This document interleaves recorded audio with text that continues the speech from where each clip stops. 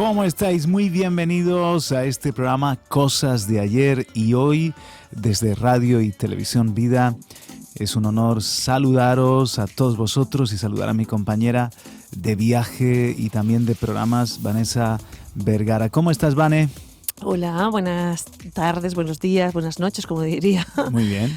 César Vidal, porque salimos por la mañana, por la tarde, por la noche, depende de donde nos escuches. Estamos en este día con Cosas de Ayer y Hoy, tú y yo y tú, a tope, con temas muy interesantes, Juan Carlos. Así es, vamos a también saludar a nuestros amigos de Dynamic Radio, de Onda Paz, a los podcasters, como no, saludamos a los youtubers. Bueno, a los youtubers no, a los que nos ven por YouTube sería mejor dicho, que también pueden ser youtubers libremente hoy en día cualquiera. Saludar a nuestros amigos de la app Vida RTV y decir que si quieren contactar con nosotros lo podéis hacer en el 678-711-683 o mandarnos un correo electrónico a vidartv@gmail.com. vidartv@gmail.com. Vamos a tratar temas súper interesantes. El primero, un artículo de Coalición por el Evangelio. La adoración al yo es la religión que más crece. Queremos hablar un poco de esta adoración al yo, toda una religión. Sí. Y después sobre el problema tan común para muchos de la procrastinación, qué es y cómo se vence. Dentro de eso, si podemos hablar algo de moratoria psicosocial, pues vendría bien, porque son temas, Vanessa, que nos inquietan, que nos interesan y, por qué no decir, nos preocupan. Así es, estamos cada vez en una sociedad más cambiante y hay cosas que antes no se entendían por la cultura, por la forma de ver la vida, y ahora están dándose de una forma cada vez más notoria, Antes veías algún caso que otro, pero esto de la procrastinación es algo que está muy, muy en nuestra sociedad y sobre todo en la juventud. Y bueno, yo creo que muchos hemos sido procrastinadores. En algún momento de nuestra vida hemos dejado cosas y, bueno, la verdad que deberíamos definir luego procrastinar, que claro, para los más así que todos que oyen este término eso. Por primera vez. El postergar las cosas, el ir aplazando la responsabilidad, y pues eso tiene que ver con madurez, el hacer lo que no me gusta y que me acabe gustando. Claro. Intentar que lo que no me gusta, ponerle algunos ingredientes para que lo acabe amando y sí que me guste. Pero comenzamos por aquí, por la adoración al yo, la religión que más crece. Es un artículo de Tadeusz Williams. Tadeusz Williams, que nació en Ámsterdam, sin embargo sirve como profesor asociado de teología sistemática en Biola University y vive actualmente en California. Y el artículo no tiene desperdicio, como digo, está en la revista cristiana Coalición por el Evangelio, online, la puedes seguir. Y después de dar la fuente, vamos al artículo y lo vamos comentándolo. En su reciente libro, De buena fe ser cristiano cuando la sociedad piensa que eres irrelevante y extremista, es el título, es un libro de David Kinnaman y Gabe Lyons. Ellos documentan que el 84% de los estadounidenses creen que disfrutar de ti mismo es el objetivo más alto de la vida. Además, el 86% cree que para disfrutar hay que buscar las cosas que más deseamos. Y el 91% afirma que para encontrarte a ti mismo mires dentro de ti. En nuestros días, la respuesta del Catecismo de Westminster se ha invertido. El fin principal del hombre es glorificarse a sí mismo, no a Dios, y disfrutar de sí mismo por siempre. Eso de ama al Señor tu Dios con todo tu corazón, tu fuerza, tu mente, y ama a tu prójimo, amaos unos a otros, está opacado por el amor al ego, al yo. Incluso se podría argumentar que el culto al yo es la religión que más crece en el mundo y es la más antigua si pensamos en la oferta de Satanás de la serpiente a Adán y Eva.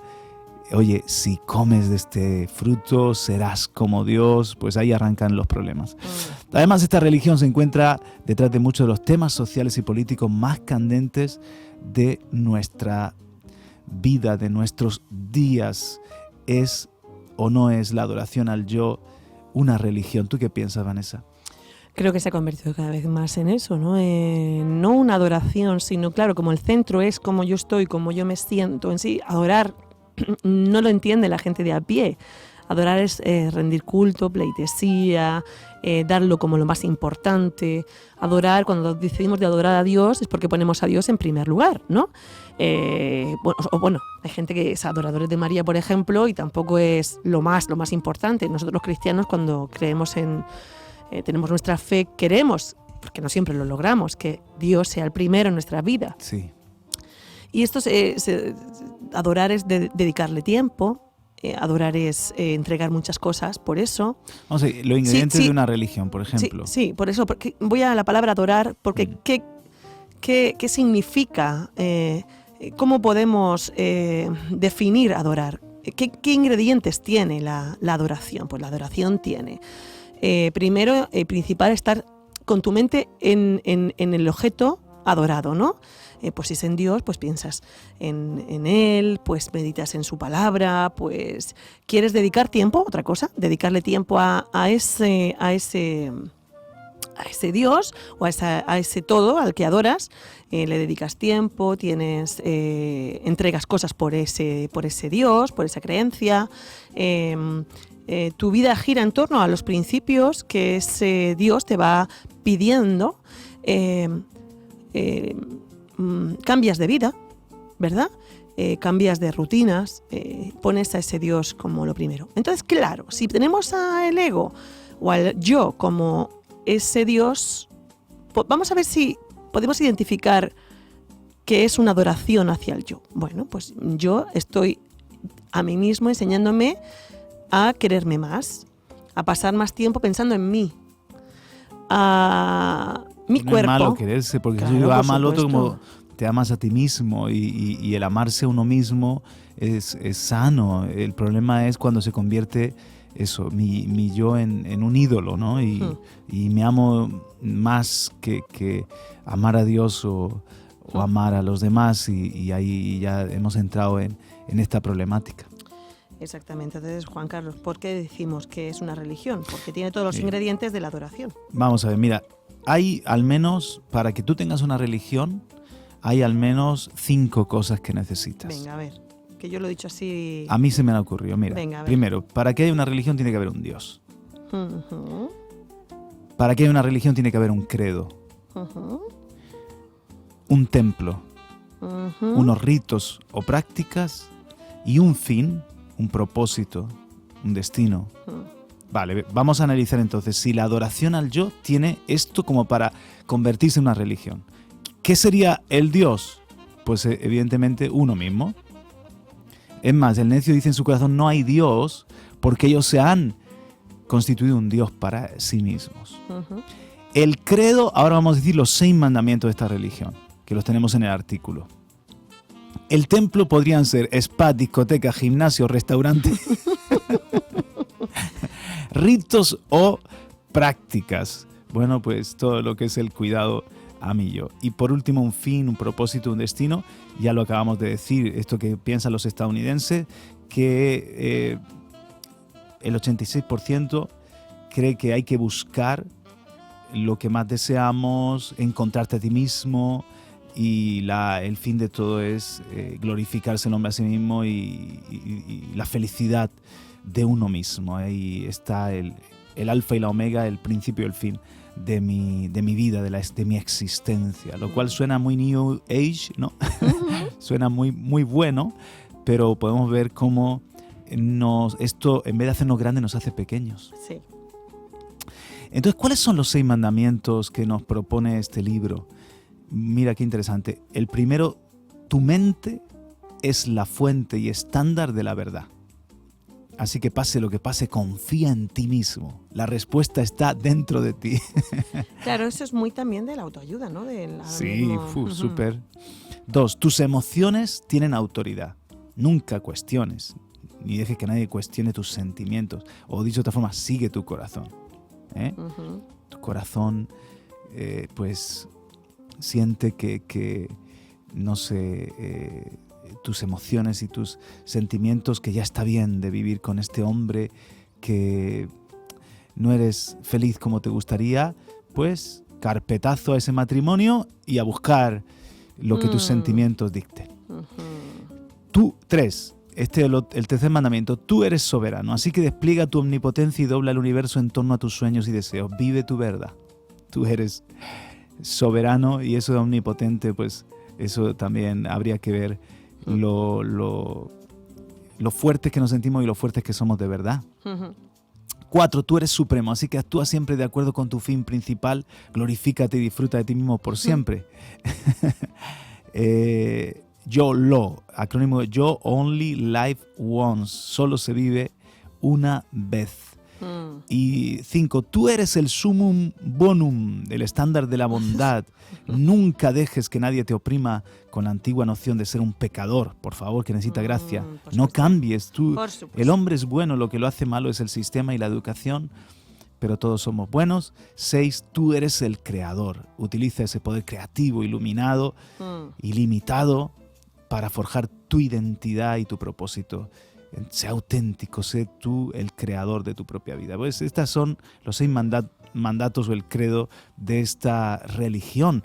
Entonces, visto este punto de vista, Vanessa, es una religión que hoy en día creo que es la que más compite con el resto de las religiones, entre ellas con el cristianismo. Por supuestísimo. Está, vamos, a la orden del día. Está en el punto de mira. Yo creo que muchísima gente, si pensáramos en los seguidores de los motivadores, de tú puedes, de ponte metas, eres capaz de mucho, tienes sentido del potencial, que eso está muy bien, pero sacamos a Dios, por supuesto, del foco, sacamos a Dios de ese... Hemos hablado ya de esto mucho, pero es que esta religión no solamente usa el autoayuda, sino que está mezclada con el gym,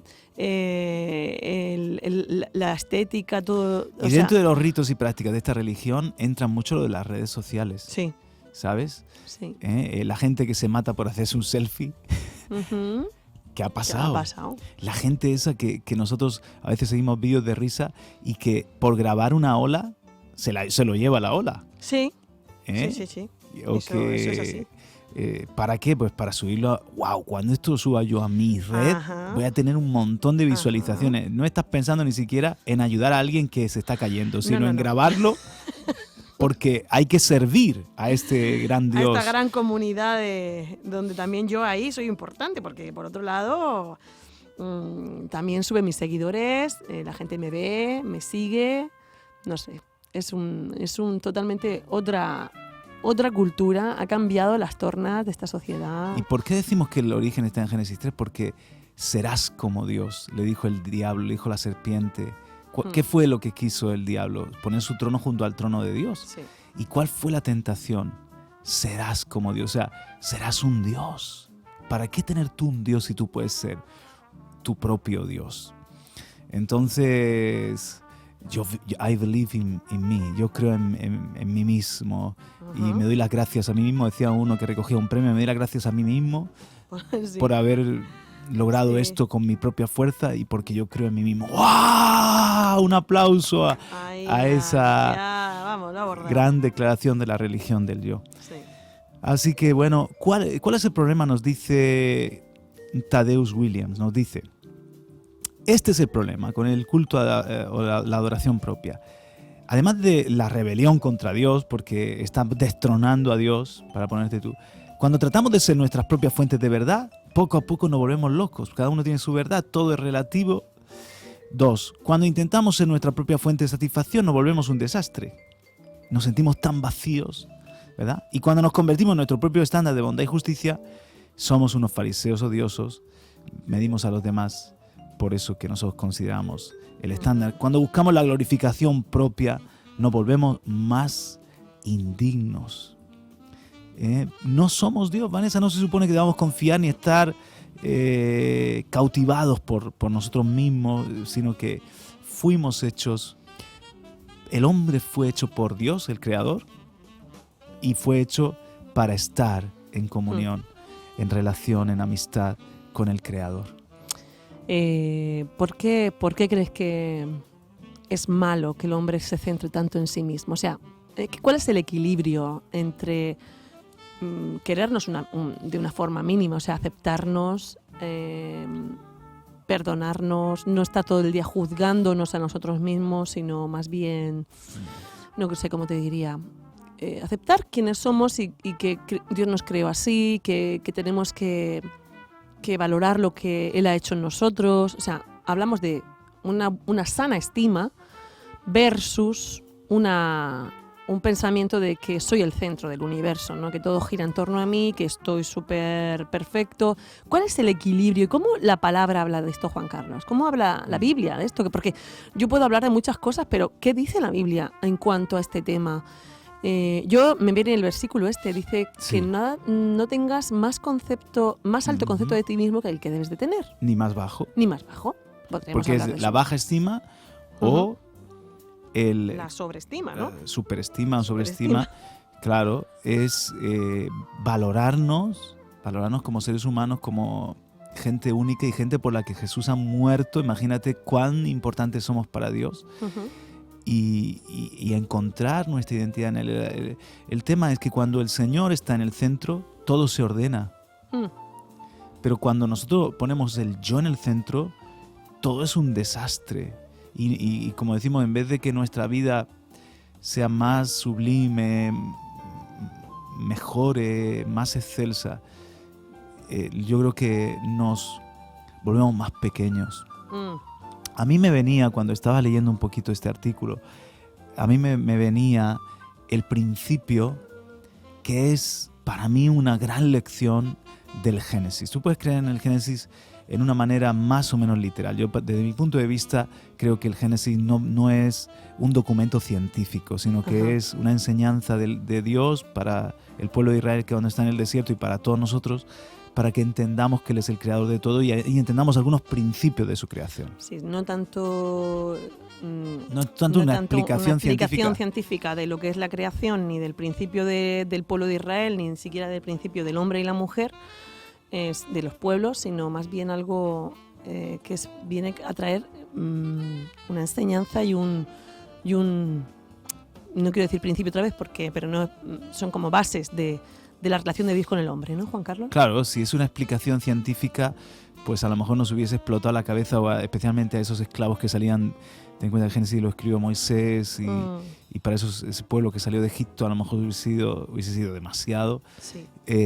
Hablar yo qué sé, del universo, de las edades y hablar de la forma en la que creó las constelaciones y las galaxias y cómo también nos creó muchas otras leyes. Pero hay muchas verdades científicas en el Génesis, indudablemente, y también hay principios como este que te expongo muy sencillo. Venga. Y tiene que ver con dónde Dios hablaba. Cuando Dios crea los planetas, habla la expansión. Y dice, sean los astros, el sol, la luna y las estrellas, y le habló a la expansión. Para que todos los planetas y estrellas, todos los astros deben permanecer en la expansión. Sigamos con esta lógica. Cuando Dios tiene que crear, por ejemplo, la vegetación, le habla a la tierra. Produzca la tierra vegetación, todo lo verde, todo lo que tiene fruto, todo lo que tiene semilla. Entonces, para que la vegetación pueda permanecer y vivir, ¿dónde tiene que estar? En la tierra. Uh-huh. Seguimos con esa lógica. Cuando Dios habla al mar para que haya peces, se crean todos los monstruos marinos y todos los peces, todo lo que tiene vida y se mueve dentro del mar. Le habló a las aguas, pululen en ti, muévanse toda clase de seres marinos. Entonces tú sacas al pez del agua y se muere también. Y por último, pongamos el ejemplo con los mamíferos, con las bestias, con los animales. Cuando Dios crea, le habla también a la tierra. Y entonces tú puedes ver que un mono no puede sobrevivir en el océano, en el agua. ¿verdad? Ni, No. ni tú puedes, tu perro, decir, Ale, venga, sé feliz en el espacio y lanzarlo al espacio. Tiene que permanecer sobre la tierra. Le habló a la tierra y dijo que sea todo lo que tiene vida, todos los mamíferos, y ahí tienen que permanecer. Pero cuando crea al hombre, Dios se habla a sí mismo y dice, hagamos al hombre a nuestra imagen y semejanza. No le habló a la expansión, no le habló a la tierra, no le habló al mar, no le habló, ¿ves? Ujú. Se habló a sí mismo, hagamos al hombre. Para que el hombre tenga vida plena, debe permanecer en Dios. Debe permanecer en Dios. Porque incluso el hombre, cuando no esté en la tierra, tendrá vida. Claro. Su espíritu seguirá viviendo eternamente, Sí. o en el cielo o en el infierno. Entonces, la vida del hombre ni siquiera, biológicamente sí que dependemos de la tierra, pero interiormente, porque somos más que cuerpo, somos espíritu y alma, interiormente tenemos vida inmortal eterna y Dios sabe que para que el hombre sea pleno y feliz y pueda desarrollar todo su potencial, la clave es permanecer en Dios, Sí. en su Dios, en su Creador. Y cuando el hombre reconoce con humildad mis limitaciones y que Dios es Dios y recuerda el mandamiento, oye Israel, el Señor nuestro Dios, el Señor no es, y amarás al Señor tu Dios con todo tu corazón, toda tu fuerza, toda tu alma. Entonces, ahí, Vanessa, Sí. empieza la vida según el diseño de Dios y podemos llegar a ser unas personas extraordinarias y desarrollar el máximo de nuestra belleza y de nuestro potencial. Eso es lo que yo aprendo en el Génesis. Así es. Entonces, nada fuera de Dios, nada del hombre fuera de Dios puede como progresar o llevar a un final feliz, por así decirlo, ¿no? O sea, en algún punto alguna falla habrá, en algún momento algo te faltará y no lo vas a tener, en ti no hay una fuente, tú eres como un pozo, ¿no? O, bueno, podríamos decir, no, un pozo no, podríamos decir como una cisterna que tiene un agua limitada. Hay cosas en ti que se van a acabar. La lucha, las ganas de luchar, las ganas de levantarte todas las mañanas y bueno, entonces, ¿qué es lo que hace que el hombre en sí pueda tener algo que brota de una forma continua? Solamente su relación con Dios. Claro que sí. Solamente su relación con Dios, porque Dios le da el aporte espiritual, Dios le hace vivir de una forma superior, le da el espíritu de vida, que es el Espíritu Santo, y viene a morar en ti, y como en Él están todos los recursos, no te falta nada. Pero tienes que querer y reconocer que en Dios están todos los recursos, que tú eres como una cisterna, pero que Él es un manantial. Y esto me encanta que es para todos, porque hay gente que tiene una gran resiliencia, otra palabra que está muy de moda, Sí. tiene una gran serenidad, se han trabajado un montón a sí mismos y parecen autosuficientes, aunque les está faltando lo más importante, esa dimensión de amistad con Dios. Pero cuánta gente que nos sentimos, que yo no me siento así, cuánta gente nos sentimos, Vanessa, que nos cuesta empezar la semana, que nos cuesta terminar lo que empezamos, Y nos que a frustramos. veces la vida, que es depresión, que la vida te presiona y no tienes la fuerza para sostener todo lo que tienes encima o todo lo que te viene. Y entonces ahí te das cuenta de que qué Dios ni Dios, que si yo soy el que tiene que conseguir mi propia felicidad, pues, madre mía, no tengo esperanza, lo que me espera. Sí. No tengo fuerza. Y ahí Sí. vienen opciones de abandonarse uno mismo o de buscar en otros seres humanos, hacerme adicto a ciertas relaciones y buscar ahí la fuerza que me falta. O hasta otras opciones horribles como el suicidio, como Sí. decir, pues ya está, si yo soy Juan Palomo, yo me lo hice, yo me lo como, yo soy el que decide y todo, y yo soy la medida de todo, pues no está ni bien ni mal el decidir que yo hasta aquí ha terminado la historia de mi vida y punto. Pero para todos los que somos débiles, para todos los que nos sentimos frágiles, para todos los que nos sentimos que no tenemos la suficiente fuerza para ser felices o para en esta vida dejar una huella positiva, tenemos a un Dios que es especialista en dar más gracia al que le hace falta más gracia. Sí. Es especialista y todos los personajes de la Biblia, Vanessa, ¿qué son? Son gente imperfecta, son gente débil, son gente donde tú ves los pies de barro, porque todos los tenemos. Entonces hay esperanza para todos podemos vencer, todos podemos encontrar un propósito en la vida cuando volvemos a Dios. Así es. Todos tenemos algo bonito que Él puso en nosotros, pero que funciona muchas veces con ese... No funciona con un tipo de combustible, como tú a un diésel no le puedes meter gasolina. Claro. Entonces nosotros, el ser humano, funciona con un tipo de combustible para ser pleno, pero tú le puedes meter otros combustibles, pero no es lo ideal. Te puedes a la larga cargar el motor, claro, no, y a la corte también, ¿no? Entonces creo que tenemos que tener eso en cuenta y que no sé, echar mano de lo que es eterno, de lo que tiene un fondo muy, muy, muy, o sea, lo que tiene una capacidad de llenura muy grande, muy sobrenatural, muy de creación, muy del que nos dibujó, el que nos hizo, ¿no? Si tú, por ejemplo, un motor que fue diseñado, creado para funcionar con gasolina, claro que lo puedes adaptar para funcionar con gas, pero uno, no va a tener la misma fuerza y dos, antes o después lo matas, te lo cargas, o sea, acortas la vida de ese motor.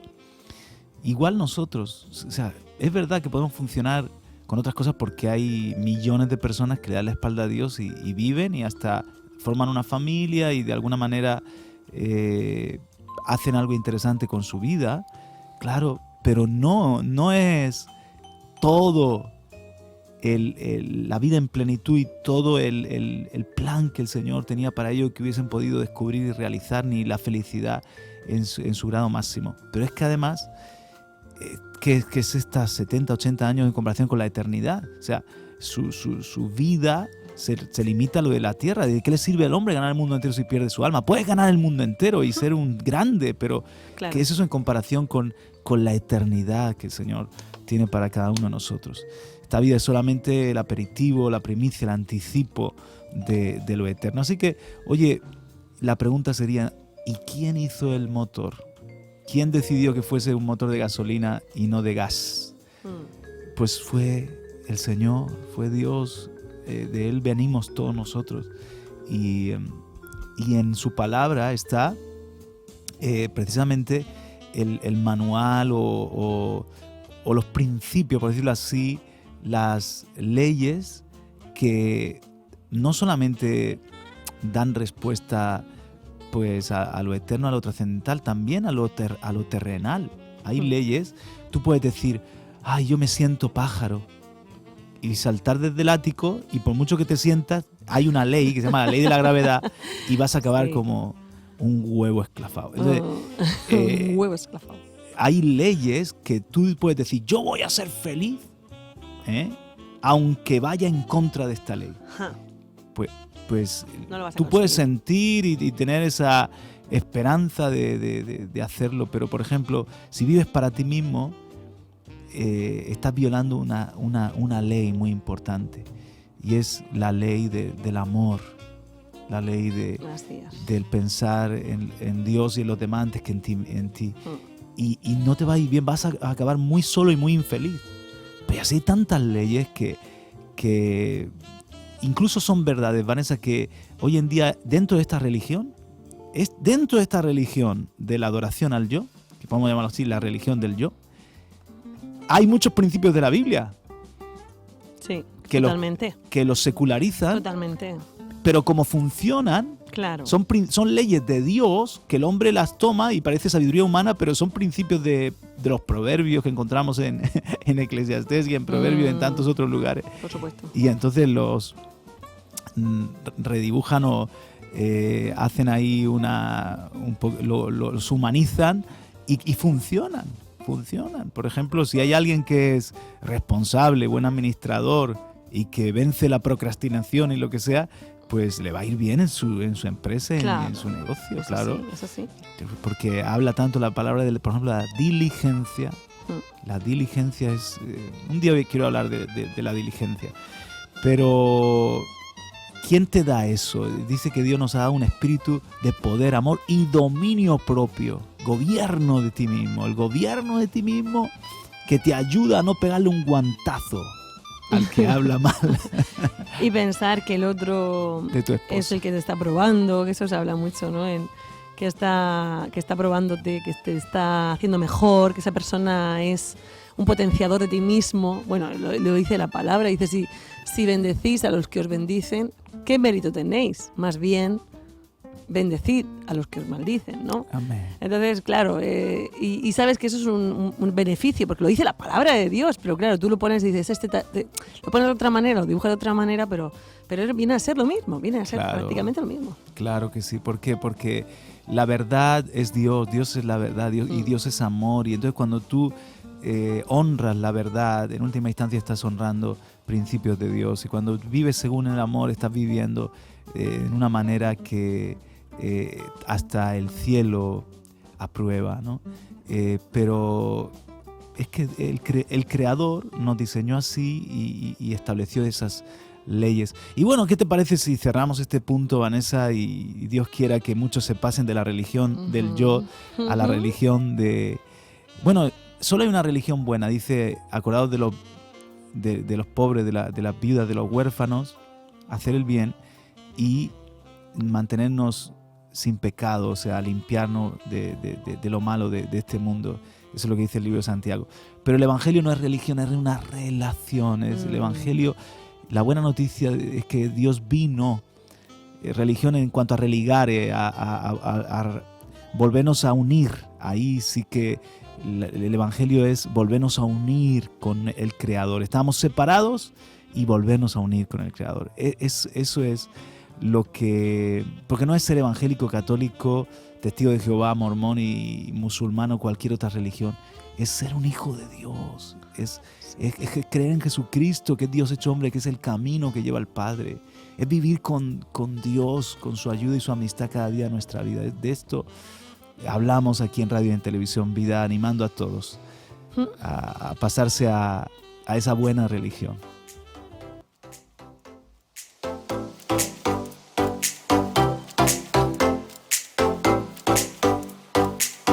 Me cuesta como tiene dos trabadas, procrastinación. Ajá. Pero ¿qué es y cómo se vence, Vane? A ver, háblanos un poquito.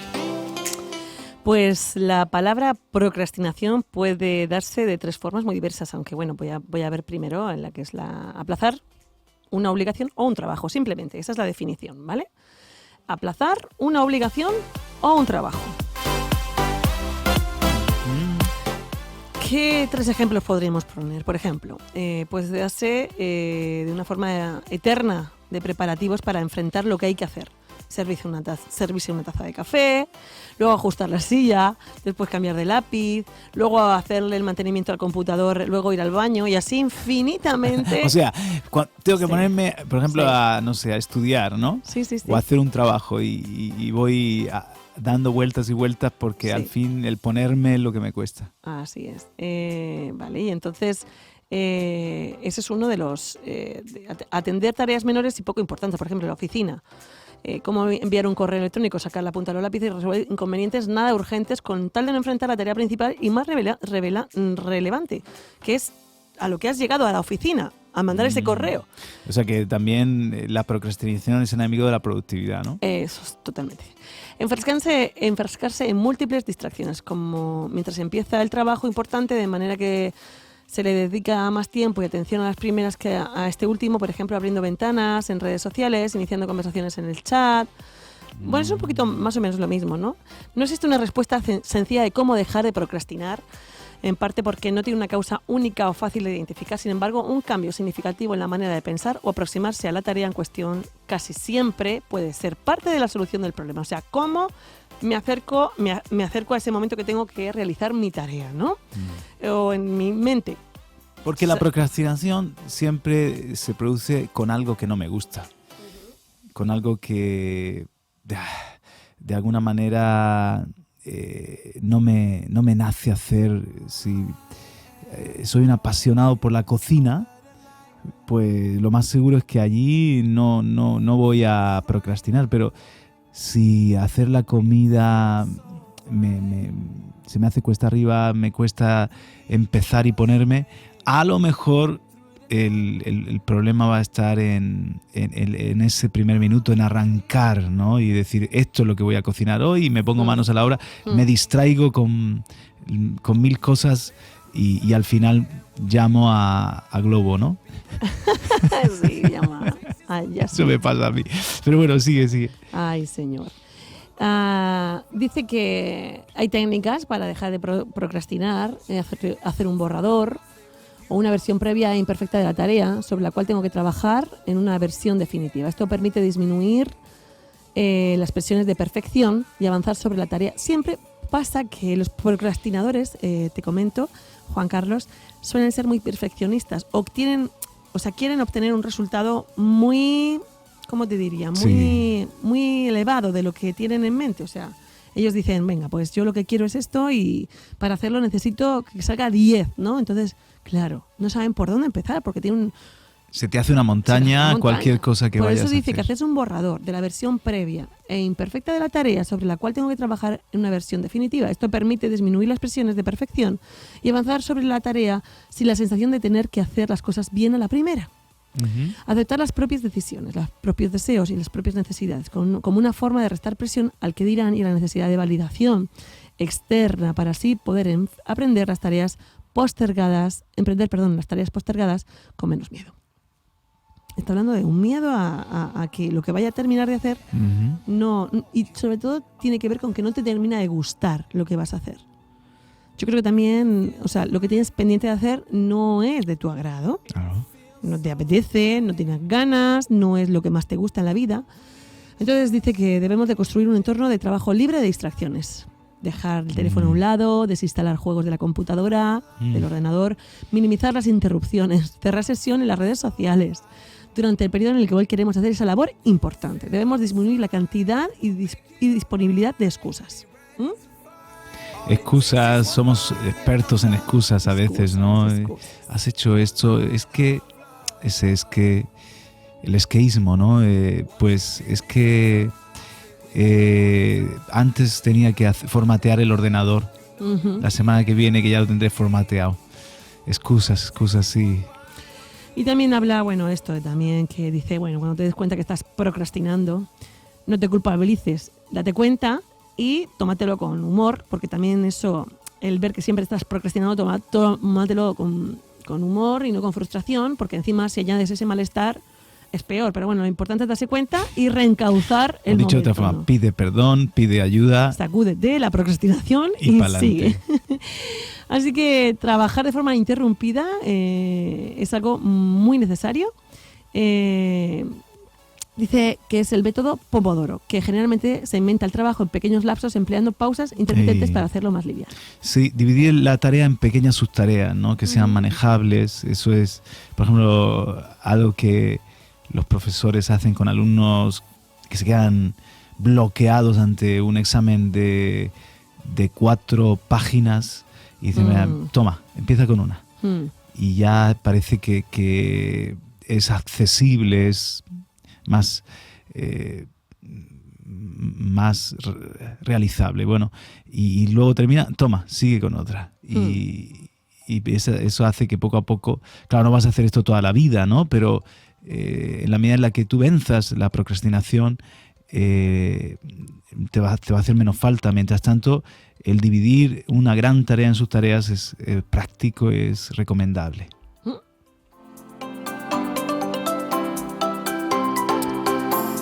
También esto es muy común, como decíamos, para la gente que teme no dar la talla, teme no hacerlo bien. Entonces es como una desorganización mental, ¿verdad? Es una incapacidad para poder empezar por una punta y terminar por otra.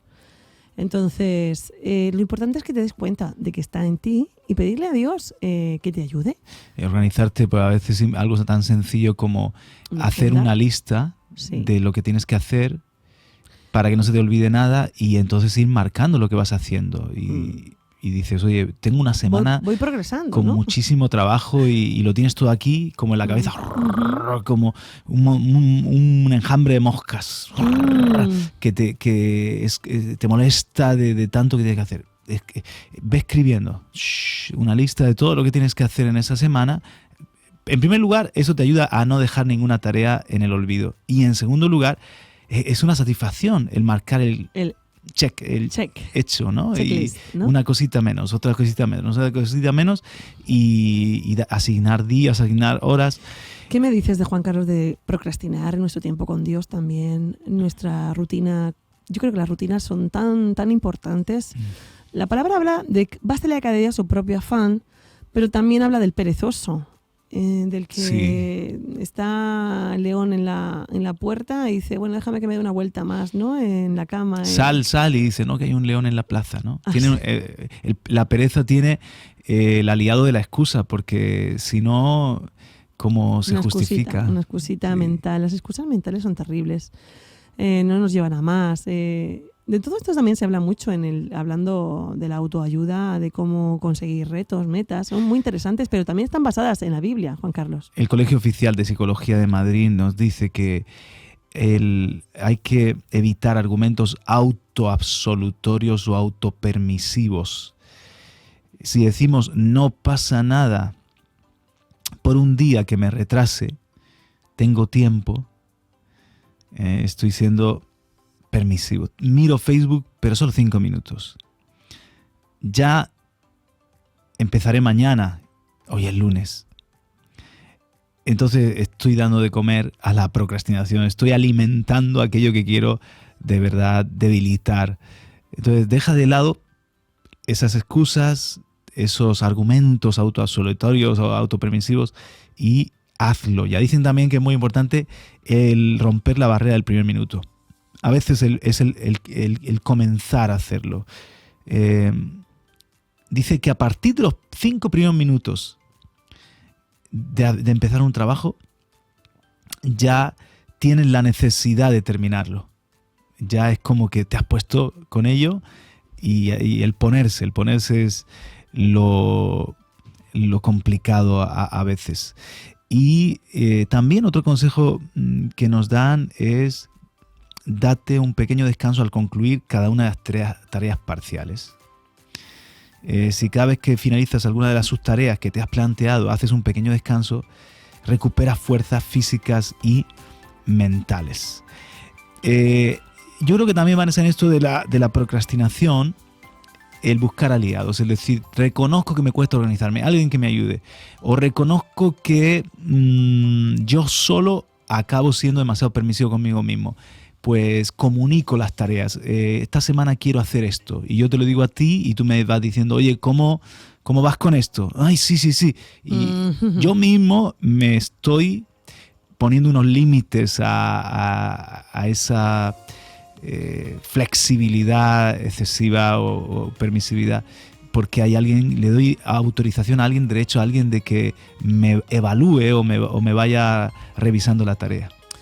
No caer en esa como condenación no es importante, porque como ves que no avanzas, te frustras contigo mismo y tiras la toalla, ¿no?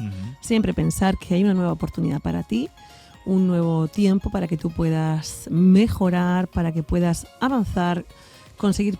Hemos dicho eso, los dos lo repetimos una y otra vez porque lo vivimos, lo tenemos en casa, lo tenemos por un lado y por otro, ¿no?